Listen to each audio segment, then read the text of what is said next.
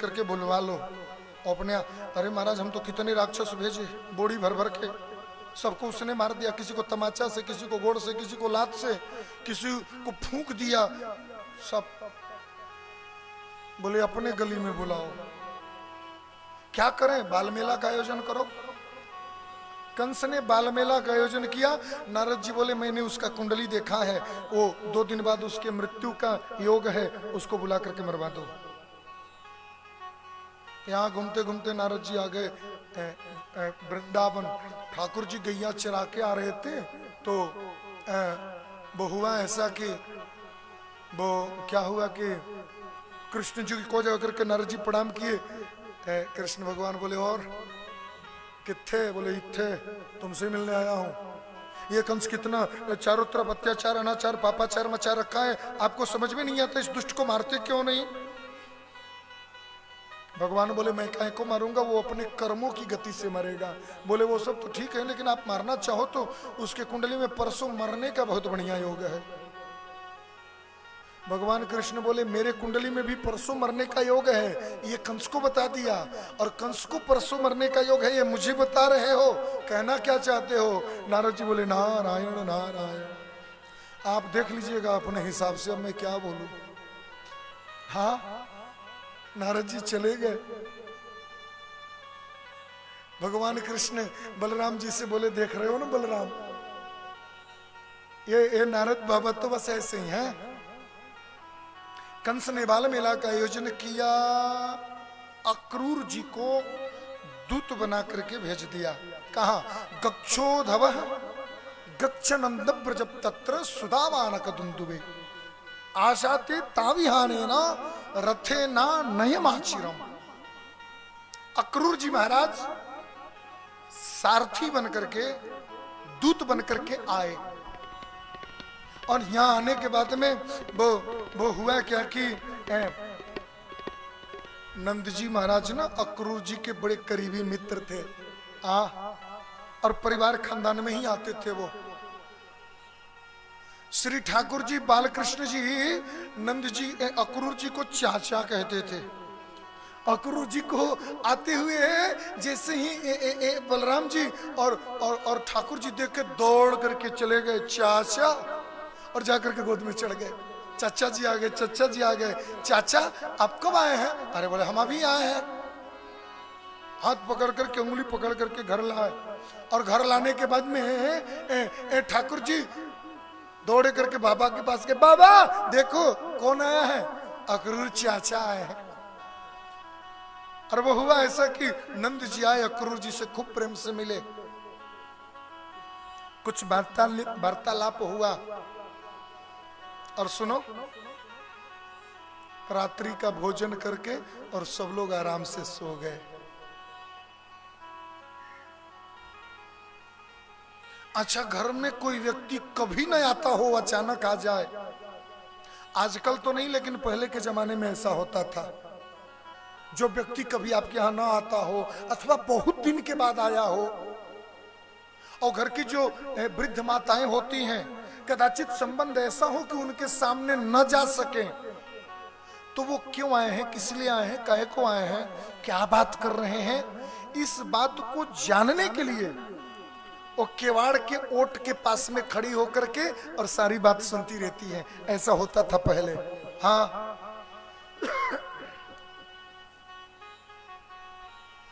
आधी रात को सब लोग सो गए, मैया जसोदा आकर के अक्रूर जी के और नंद जी के बात को सुन रही थी। उधर भगवान कृष्ण अपने पलने में सो रहे थे, जगे उठे, देखे मैया है ही नहीं। मैया कहाँ गई? घूमते घूमते चारों तरफ महल में देखते देखते आए, तो आकर के देखा क्या, नंद जी के कक्ष के दरवाजे पर मैया यशोदा आज बैठी है, दीवार में सर ओट लगा के, और मैया के आंखों से आज आंसू गिर रहा है। आज मैया यशोदा रो रही है। ठाकुर जी दूर से देखे, ठाकुर जी को बड़ा अजीब लगा, आज मेरी मैया रो रही है, यशोदा मैया आज रो रही है। 2 मिनट के लिए तो ठाकुर खड़े हो गए और फिर धीरे से जाकर के मैया के गोद में बैठ गए और मैया के गोद में बैठे और बैठ करके मैया के आंखों की आंसू पोंछते हुए, मैया मैया, वो मैया भड़बड़ा करके वो आंखों, कन्हैया तू जग गया? हाँ। वो भी बहुत रात बेटा, जा तू जाकर के सो जा। हाँ जाता हूं ना, अभी सो जाऊंगा। हाँ तो जा ना, जाकर के सो जा बेटा पलने में। मैया तू रो क्यों रही है? तू रो काहे को रही है? कहा बात है? नहीं मैं तो बस मतलब कि झूठ मत बोल, 11 साल का हो गया हूं मैं और आज तक अपने जीवन काल में मैंने अपने मैया की आंखों में कभी आंसू नहीं देखा है, कभी रोते नहीं देखा है। कुछ तो बात है, तुझे बताना पड़ेगा। और जब तक कि मैया कुछ सोच पाती, ठाकुर जी ने हाथ पकड़ा और अपने सिर पे हाथ रख करके बोला, तुझे मेरी कसम है, सच सच बता, क्यों रो रही है तू? नंद बाबा ने कुछ कहा है ना? बलराम भैया तुझे कुछ बोला है? अरे नहीं। रोहिणी मौसी कुछ बोली है? ना बेटा। मैया मैं माखन चोरी करता हूं, मैं लोगों के घर की मटकी फोड़ देता हूं, मैं कभी घर में उधम ऐसे कर देता हूं। तू इस बात से नाराज होकर रो रही है? तो मत रो, मैं तेरी कसम खाकर कह रहा हूं, आज के बाद में ऐसी उधम नहीं मचाऊंगा। मैं ये बोली, नहीं ऐसी कोई बात नहीं है, तू ऐसी क्यों सोचना है? ऐसी कोई बात नहीं है। मैं तो फिर क्यों रो रही है? बताना मेरे को। कन्हैया तू मेरा ही बेटा है ना? ये कौन सी बात हो गई? अब तू मेरा ही बेटा है ना, क्या मतलब है? नहीं वो क्या है ना बेटा कि वो हुआ ऐसा ना कि जो तेरे अक्रूर चाचा आए हैं ना, वो तेरे अक्रूर चाचा कह रहे थे तेरे बाबा से कि तू नंद नंदन नहीं, तू वसुदेव नंदन है। वो कह रहे थे कि तू देवकी नंदन है, तू देवकी के गर्भ से तेरा जन्म हुआ है, मैं तो बस तुझे पाल रही हूं, तू मेरा बेटा नहीं, तू देवकी का बेटा है। सच बात है। ठाकुर जी बोले, कैसी बात कर रही है मैया तू? मैं किसी वसुदेव और मैं किसी देवकी को नहीं जानता, मेरे को नहीं मालूम कौन है वसुदेव कौन है देवकी। और तू ये अक्रूर चाचा के बात के चक्कर में पड़ी है, इसलिए रो रही है, इतनी आंख मुंह लाल करके बैठी है। फालतू बात कर रहे हैं अक्रूर चाचा, वो तो ऐसे ही बोलते रहते हैं, इधर की बात उधर करने की उनकी आदत है। मैं तो तेरा ही बेटा हूं, मैं तो तेरा ही लल्ला हूं। जब से इन आंखों पर जिंदगी जीने की कला आई, तब से मैंने तुझे ही देखा है और तेरे सिवा न मैं किसी को जानता हूं और न तेरे सिवा मैं किसी को मानता हूं। मेरी मैया तू है, मेरी जननी तू है। अंगुली पकड़कर चलना तूने सिखाया, अपनी करुणामयी हाथों से दूध भात, अपनी ममतामयी स्तन का पान तूने कराया। कौन है वसुदेव, कौन है देवकी, मैं किसको नहीं जानता।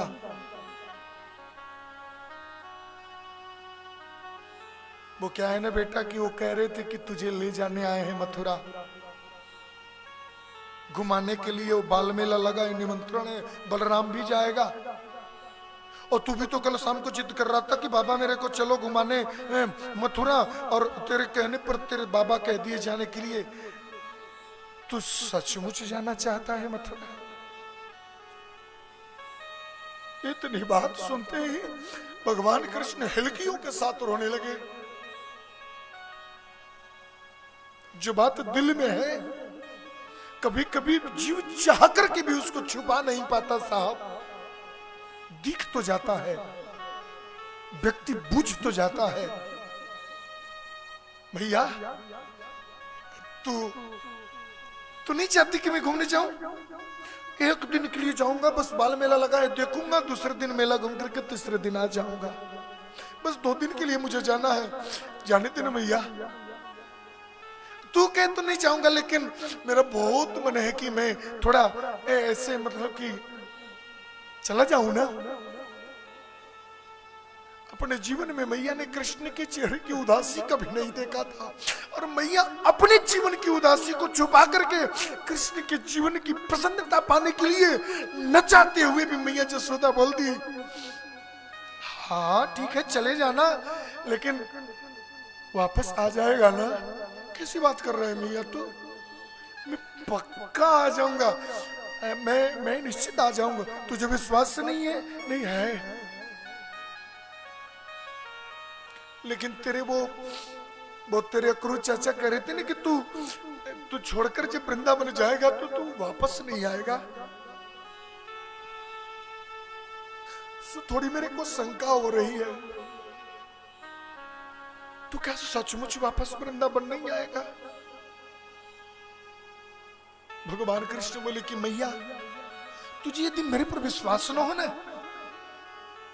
तो मैं तेरे सिर की शपथ खा करके कहता हूं कि वृंदावनम परित्यज्यम पादमेकम न गच्छसि। तेरी शपथ खा करके कहता हूं कि मैं जीवन में कभी वृंदावन का परित्याग करूंगा ही नहीं। ये मेरी था जीवन की प्रतिज्ञा है, ये मेरी ता उम्र की प्रतिज्ञा है, कभी वृंदावन में छोड़ ही नहीं सकता, ये मेरी प्रतिज्ञा है। यही बात उद्धव ने पूछा था कि तुमने तो प्रतिज्ञा लिया है कि तुम वृंदावन छोड़ोगे नहीं, फिर द्वारिका आ कैसे गए? भगवान कृष्ण बोले द्वारिका तो द्वारिकाधीश बन करके आया था, नंद का छोरा बन करके और राधा का प्यारा बन करके आज भी ये कृष्ण निकुंज वन में ही निवास करता है। द्वारिकाधीश का शरीर द्वारिका में रहता है, लेकिन द्वारिकाधीश का प्राण तो आज भी वृंदावन में रहता है साहब, मन तो आज भी वृंदावन में रहता है। शरीर द्वारिका को समर्पित है, लेकिन ये तन और ये मन और ये मेरे जीवन का प्राण तो आज भी निकुंज वन के गलियों में घूमता है। मैया को लगा कि कन्हैया कह रहा है तो झूठ तो नहीं बोलेगा, और आधी रात को ही मैया लगी ठाकुर जी को नहवाने। खूब बढ़िया नहवा धुला करके सजाया, और सजा करके मैया ने आज अपने स्तनपान कराया। थोड़ी सी माखन, थोड़ी सी मिश्री और थोड़ी सी ऐसा कुछ वो टिफिन में पैक करके खा लेना। हाँ खा लूंगा, तू चिंता क्या करती है? बलराम इसको थोड़ा ध्यान देना। हाँ एक खाने पीने में ऐसे देख तो नाटक करता है, ना खाए तो 2 चमाटा मारना मेरी तरफ से। लाला वो वृंदावन ना है बेटा, मेरी एक बात मानियो। बोल मैया। वहां किसी गोपी का हाथ मत पकड़ लेना, नहीं झट चाटा चला देंगे कान के नीचे से। वो मथुरा है ना, राजधानी है, वहां बड़े बुद्धिमान, बड़े श्रेष्ठ, बड़े संभ्रांत लोग रहते हैं। वहां मुझे नहीं लगता कि तुझे प्रेम करने वाला कोई होगा, इसलिए तू किसी गोपी को किसी के हाथ मुंह मत लगना। बड़े सावधानी से घूमना फिरना, आ जाना, रोड के किनारे साइड से चलना, और बलराम का हाथ पकड़ करके रखना। और सुन, मैं तेरे बाबा को भी भेजूंगा, उनके ही साथ घूम लेना, किसी के दिए हुए कुछ भी खाना मत। माँ होती है ऐसे साहब, 2 घंटा के लिए आदमी घूमने जाए तो 6 घंटा बैठा करके समझाती है। ये माताओं की जीवन का एक साज भाव है। अक्रूर जी महाराज ने रथ को संभाला, और रथ पर भगवान कृष्ण बैठे, बलराम बैठे, और रोती बिलखती मैया जसोदा आज जीवन में पहली बार कृष्ण को कहीं घूमने जाने के लिए विदा कर रही है। कभी गणेश जी को मनाती, कभी ठाकुर जी को मनाती, कभी सत्यनारायण भगवान को, कभी डी बाबा को मनाती है। मेरे भगवान, हे मेरे इष्ट, हे मेरे कुल देवता, मेरा कान्हा आज पहली बार कहीं घूमने जा रहा है, तुम लोग इसके साथ रहना, मेरे कन्हैया को कछु है न जाए, मेरे कन्हैया को कोई कुछ कर न दे। सुन जल्दी आ जाना। सुन रहे जी? ए जी जल्दी पहुंचा दीजिएगा मेरे लल्ला को, मेरे लल्ला के बिना ये आंगन अच्छा नहीं लगेगा, मेरे कन्हैया के बिना ये माल सुना लगेगा। अक्रूर जी तो सब जानते, कुछ बोले ही नहीं साहब। कक्ष के दरवाजा खुला, और दरवाजे खुलते लाखों गोपियां दरवाजे पे ही खड़ी है। गोपियों को देख करके रथ रुक गया। गोपियां आगे आकर के कृष्ण से कहती हैं, गोपाल, हे गोविंद, कहां जा रहे हो? किधर जा रहे हो? किधर चल दिए?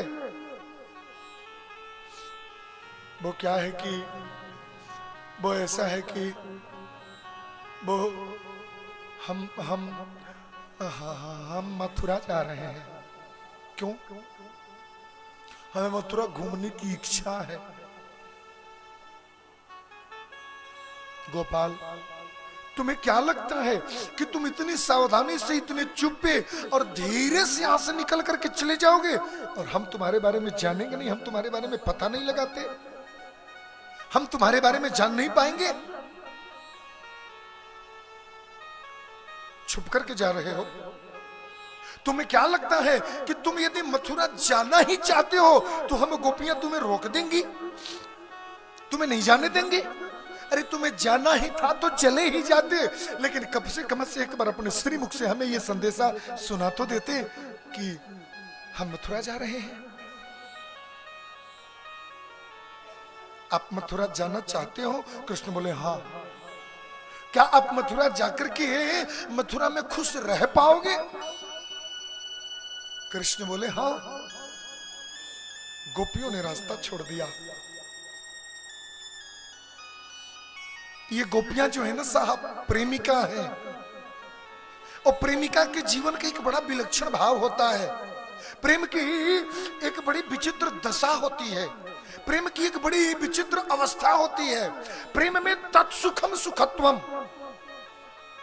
प्रेम में सुखम भक्ति का कोई औचित्य ही नहीं होता। अपने सुख, अपने आनंद, अपने उमंग की कोई वहां व्यवस्था नहीं है। वहां तो तेरी प्रसन्नता में ही मेरी प्रसन्नता है, तेरे मुस्कुराहट में ही मेरी जिंदगी का सुकून है। ये सच्चे प्रियतम का एक सच्चे प्रेमी की प्रतिभाव होता है। ये प्रेम का विलक्षण स्थिति है। आप वहां जाकर के खुश हो, जा सकते हो साहब, लेकिन कभी हमारी याद आए तो आ जाना वृंदावन। गोपियों ने आंखों के आंसुओं को छुपा करके कृष्ण को विदा तो कर दिया, लेकिन कृष्ण के रथ को चले जाने के बाद कृष्ण के वियोग को गोपियां सह नहीं पाई साहब। जैसे ही कृष्ण को लेकर के आगे बढ़े अक्रूर जी, गोपियां ब्रह्मा को कोसने लग गई। कहती है कि अहो विधाता न कुछ दया विभो, संयोज्य मैत्रा प्रलय न देना, वीताश्चान कृतार्थम विनुयं च पार्थगम विक्रीडितम चेरभग चेष्टितम मया। अरे विधाता, क्या तेरे दिल में दया नाम की कोई चीज है कि नहीं? पहले तो ये बता, तेरे शरीर में दिल नाम की कोई चीज है कि नहीं? और दिल नाम की कोई वस्तु है तो उसमें दया नाम की चीज है कि नहीं? यदि तेरे दिल में दया नाम की चीज होती तो किसी के साथ यूं प्रेम लगाना, प्रियतम बनाना, रास करवाना, उसके करीब ले जाना और ये फिर बिछड़ते हुए, रोते गिलगिलाते हुए छोड़ करके प्रियतम को दूर लेकर के चले जाना, ये क्या शोभा देता है? और कहते कहते गोपियों को मानो चक्कर से आ गया साहब। कृष्ण चले जाने के बाद, कृष्ण चले गए इस बात की याद में गोपियां धड़ाम से वहीं पर गिर गई।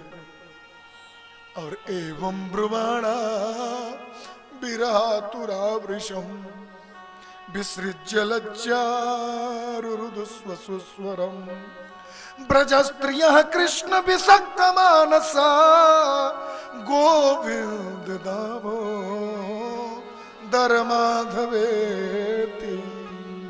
एवं ब्रह्माणा, कृष्ण की विरह में गोपियां जोर जोर से, हे गोपाल, अरे मत जाओ, अरे जरा रुक जाओ, अरे जरा ठहरो, कहते कहते गोपियां कृष्ण के वियोग के आसक्त होकर के गिर गई। विसृज्य लज्जा, शरीर का कपड़ा कहीं और चला गया साहब, चुनरी कहीं और चला गया साहब, शरीर के वस्त्र अस्त व्यस्त हो गए।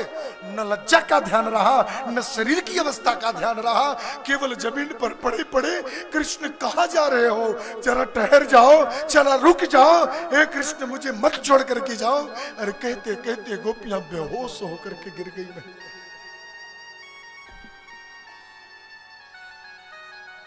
बगल में बैठे सूरदास जी महाराज गोपी की इन अवस्था को देखा और सूरदास जी को भी देखा नहीं गया। बड़ी सुंदर पंक्ति लिखा कृष्ण ने, श्री सूरदास जी ने। गोपियां जगी तो क्या कहती हैं कि तेरी अखिया है जादू भरी, बिहारी मैं तो कब से खड़ी, तेरी अखिया है जादू भरी, बिहारी मैं तो कब से खड़ी, अखिया है जादू भरी, बिहारी मैं तो कब से खड़ी, मैं कब से खड़ी, मैं कब से खड़ी, ओ कब से खड़ी, मैं कब से खड़ी हूँ, कब से खड़ी, कब से खड़ी हूँ, कब से खड़ी हूँ, कब से खड़ी हूँ, कब से खड़ी, मैं कब से खड़ी, तेरे अखिया है जादू भरे, बिहारी मैं तो कब से खड़ी, अखिया है जादू भरी, बिहारी मैं तो कब से खड़ी, सुन लो मेरे श्याम सलोने, सुन लो मेरे श्याम सलोने, सुन लो मेरे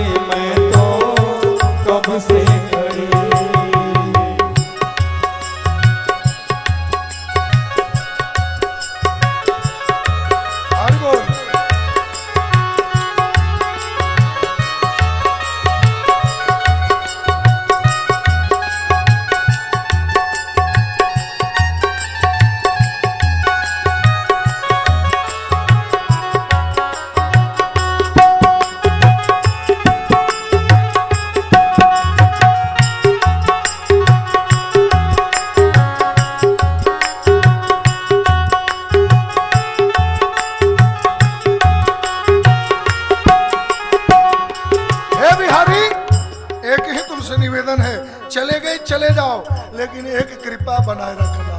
क्या?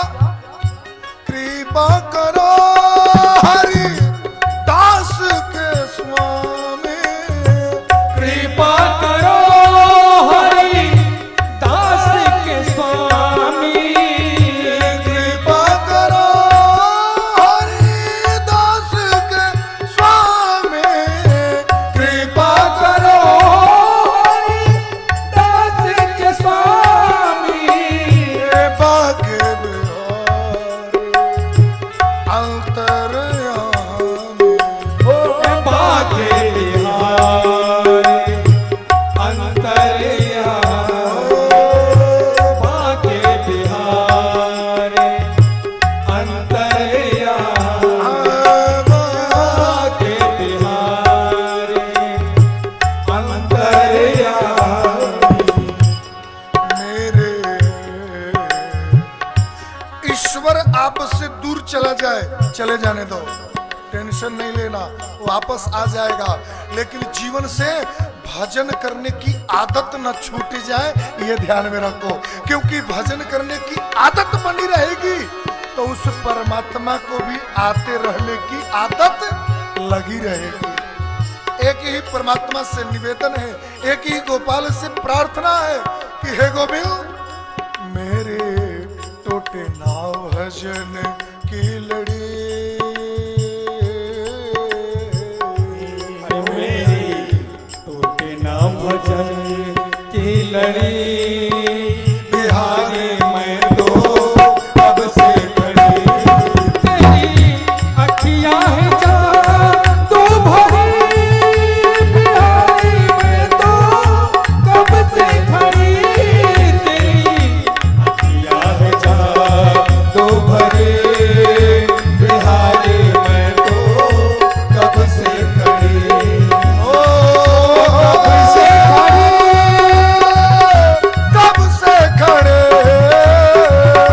कब से खड़ी मैं, कब से खड़ी, कब से खड़ी, कब से खड़े तेरी यहाँ है जादू भरी, बिहारी मैं तो कब से खड़ी, यहाँ है जादू भरी, बिहारी मैं तो कब से खड़ी, बिहारी मैं तो कब से खड़े, बिहारी मैं तो कब से।